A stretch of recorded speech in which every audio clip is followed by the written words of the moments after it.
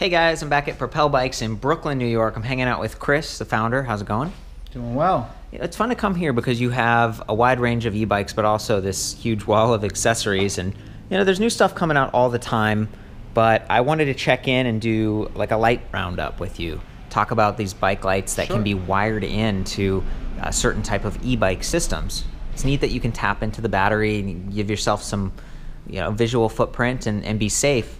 It's getting to be evening time out there, and we see bike riders going by all the time. People getting hit by cars and stuff. This is one way that you can, not be the weakest link, I guess. Yes, without a doubt. I mean, in the past, it's interesting because there was a lot of e-bikes didn't really have that many lights, so we're always trying to find different ways to wire them in and everything like that. Now, more commonly, you're finding e-bikes with lights, but sometimes they don't come with them.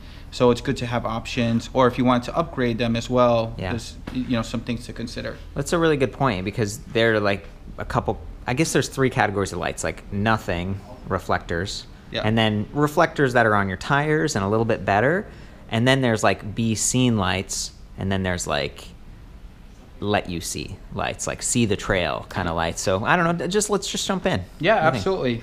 So here are some of the e-bike lights that can be wired in, and there's e-bike lights from all different manufacturers. One of the more common ones is Bosch and Mueller. So Bosch and Mueller makes a variety of different lights, starting at a low price point of around about like $35–40 for something like this.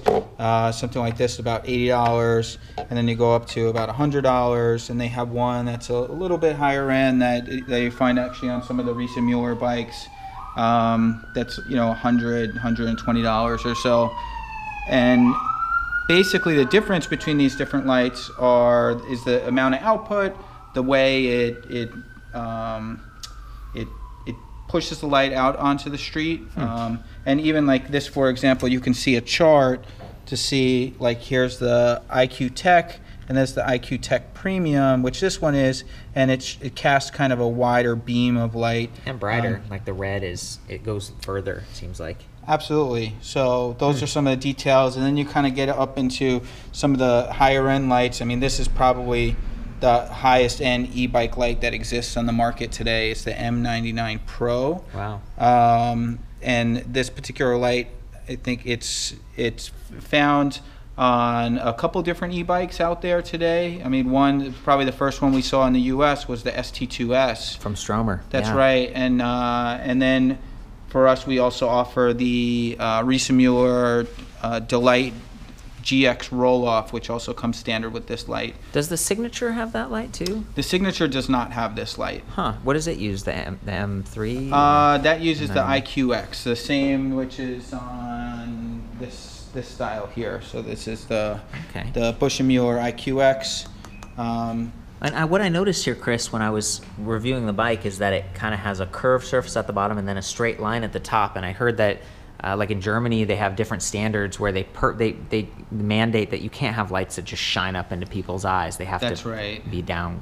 Yeah, that sort of light, that could be helpful. Something like a really wide beam could be helpful if you're mountain biking or something like that. But when you're on the road, you have to be very careful not to blind other people. Yeah. Could actually create a more dangerous situation than otherwise not having light in some ways. So what's this M99 Pro? Where do you use that? And does it aim down? It does, yeah. You can see kind of the way that this the mirrors face here, and basically the light kind of shows into the mirror. This also has a daytime running light ability. So there's a sensor inside here which will, by default, the light is always on. Yeah. You have the daytime running light, and then it goes into a slightly higher mode once it gets dark out, once it senses that it's getting dark out, and then you have the mode one above that, which is a high beam, which is a very, very powerful light. Okay, sweet, yeah. So you can, I guess you could use this in several different situations. Would you recommend that for like mountain biking? And obviously the bikes we talked about are kind of road bikes, but then you get that like trekking bike.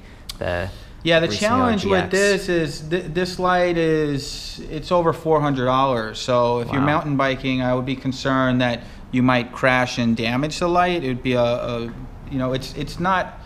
it's pretty durable. I mean, it has a metal casing, but this is glass, so there could be possible that you could damage it. So you definitely need to be careful with that.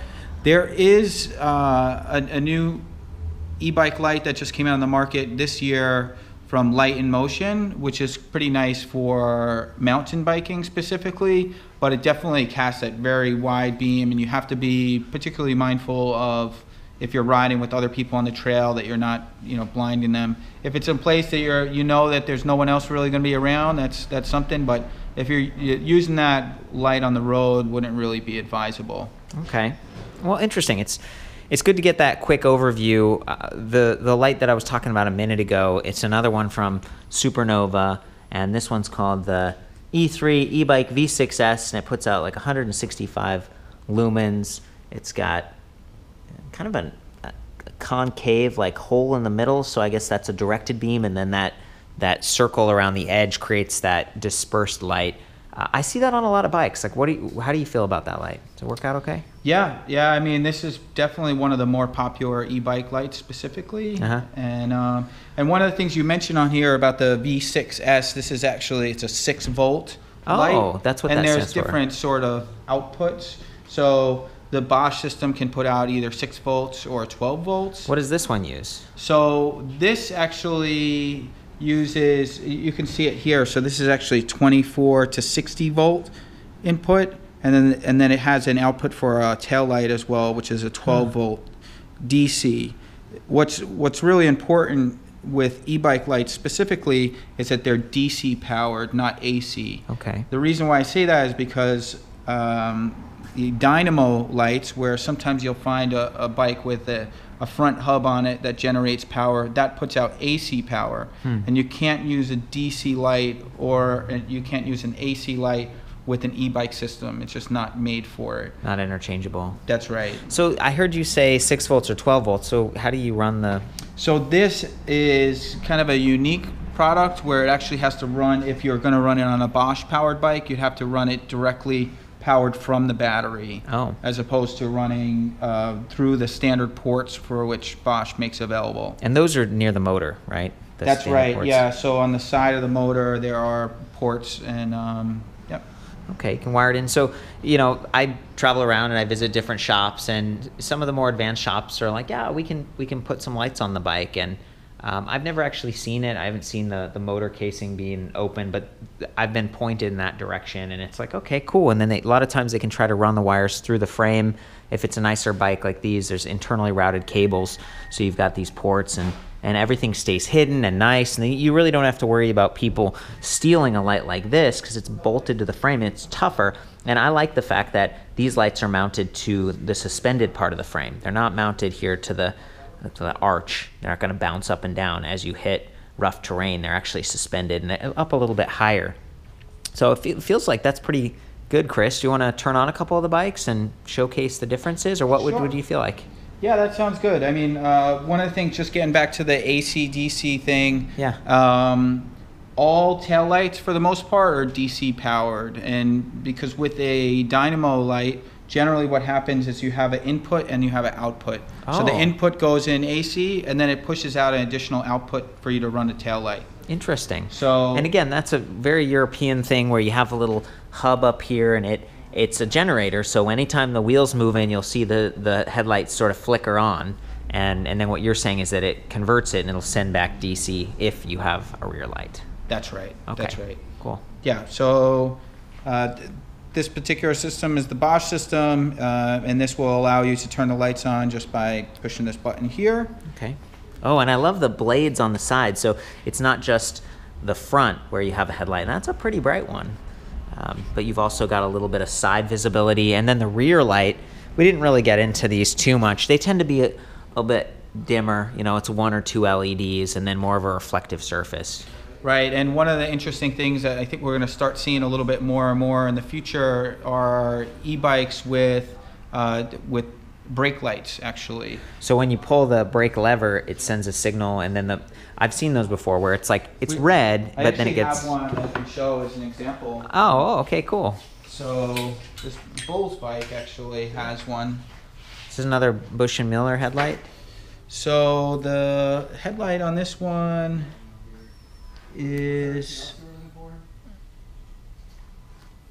not sure if it's Busch and Miller. It says...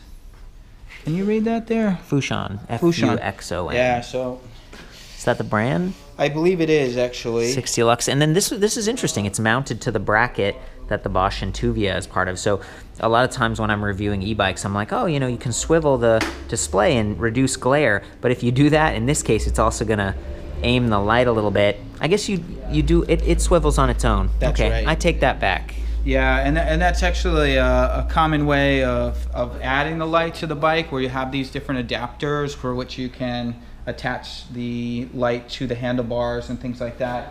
Here's a couple examples of that actually. So this is the Supernovae one, which is actually be used for the M99 Pro, or a very similar one for Bush & Mueller, which kind of creates a similar sort of mounting system, mounting to the bottom of the Bosch system. Lower part of that bracket, yeah. That's right, yeah, and that's one of the things that you've been bringing up a lot lately, as far as if the light's mounted to the handlebars or to the fork crown, it allows it to, you know, kind of move with the suspension, as opposed to being on the bridge of the suspension, kind of really bouncy. moving a lot more. So this here, I'm gonna turn it on. Whoa, this is like, that's like the fancy one. Yeah. 5 LEDs. So A lot of the Supernovae rear lights, it'll be like 3 LEDs, and you can mount it down here. This one, it has 5 across the top. You just turn on the lights, right. and then whoa! See, so Yeah. when he pulls that brake lever right up there, it gets extra bright. And then this is also positioned in such a way that if you have panniers or something, they're not going to be blocked. Also, a lot of times people mount like an aftermarket cheap light just right here, like a little rubber band light. And then you got to be careful, because if you're wearing a coat, sometimes your coat can hang down and block the light. So you think you're safe, but you're actually, That's right. people Yeah. aren't seeing you. Yeah, that's something to be mindful of. I mean, we have in the past, and even like the Specialized Turbo, for example, that had the light mounted underneath the seat. It's a nice, clean look, but yeah, it's definitely something you have to be mindful of how these things might be blocked. And then a lot of times with those fancy like seat integrated lights, there's a wire that goes through your seat post. So if you're like pulling that off or something, you can pull the wire, and it's just a little bit more complex. I think the European bikes tend to be, it's a little more practical. Like, we thought about where to put the light, and that's the best place. Or you put it on your backpack like a clip-on light, or you get one of these illuminated helmets like the Lumos, which I checked out in a separate review. So that's cool. Chris, do you have any other feedback about lights and stuff while we're on the topic? No, I mean, it's definitely a good idea to have lights. I mean, that's the main thing. If you're traveling at night, you need to have lights. And in many places, it's a law that you need to have them. Like New York, for example, it's illegal to ride without lights. I don't know about other jurisdictions outside of here, but it's something to be mindful of, and it can be very helpful for safety. And as a final call out here, this bike, even though it has those really, really nice integrated lights, it doesn't have the reflective sidewall stripe. So I like that this has that sort of side visibility again built in, and then there's the front view. Over on these bikes, they've actually got that reflective sidewall stripe in addition to pedal reflectors and plastic reflectors on the wheels. I'm going to turn on that Supernovae V6 E3 e-bike light just to show you, since it's a really popular one too. It doesn't have the side cutouts, but it's very aimable, and it's one of those lights that can actually help you see where you're going, not just be seen. So I think that's really great, man. A lot of different bikes around here with good setups. Yeah, or Turn, like they have their own proprietary system, which is pretty cool. It's part of the Andro stem, or? Yep. Yeah, look at that. And so it's a big light, and you can aim it up or down. And I think they set this up a little bit differently, because they have the opening with the handlebar. It's like empty in between, and the stem system sits on the sides of it. Whereas a lot of these, see how this one's mounted to like it's next to it because of the stem clamp right here. I don't know. There's a lot of different, when you really look into it, there's a lot of nuance between the different lights. And yeah, absolutely. And yeah, but most of them are compatible, you know, for the most part. And I think that there's differences, you know, different manufacturers from different parts of the world. But we really like a lot of the lights out of Germany. From our experience, they're really good about safety and being mindful of the way that the light is reflected on the street, and not blinding people. 'Cause some of those lights, even though they're really powerful, Yeah. they can actually be really dangerous. So you got to be careful about that. Okay, cool. Well, you guys, I mentioned Chris's shop. I tried to make this. We mentioned brands a little bit, but just get the conversation started. I'm going to post it in the forums and the accessories area so you can chime in with prices or questions or whatever. Maybe you already have a Bosch bike and you don't live near a dealer, and we can get people to chime in with some tips or links on instructions on how to make it work. But again, I really appreciate your time, Chris. Yeah, my pleasure. It's fun to come to the shop and pick your brains. Yeah. I think that's about it. You guys have fun out there, but as always, ride safe.